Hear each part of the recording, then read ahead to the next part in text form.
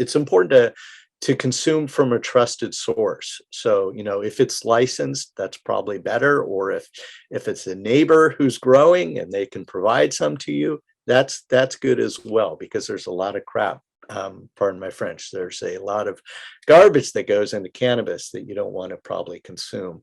But another important thing that we know from research is that drug effects broadly, and cannabis effects in particular, are not dictated solely by what's in the product, but it's also what's our mindset going into using it, and it's where are we actually consuming? What's the social setting in which we're consuming cannabis? And we know that those two factors, set and setting, conspire to actually exert a strong influence on how we experience a plant. As one of my informants shared with me, they consumed a cannabis edible and they were about to board a plane, and they're going through airport security when they started to feel the effects of the edible.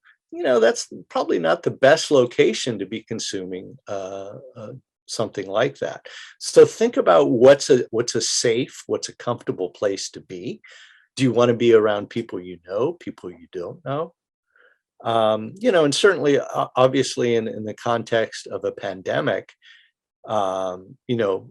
safety also could be in terms of exposing yourself to other people, where maybe in a non-pandemic moment you wouldn't be concerned about being in a crowd. But if you're suddenly in a crowd and you're under the influence of cannabis, one of the things that people associate with cannabis use is paranoia. And suddenly you're in a crowd under the influence of cannabis and you're concerned about being exposed to COVID. And so set and setting are very important. What are your expectations? What do you know about how the plant is going to affect you, or the drug is going to affect you? So those are my words of wisdom for how to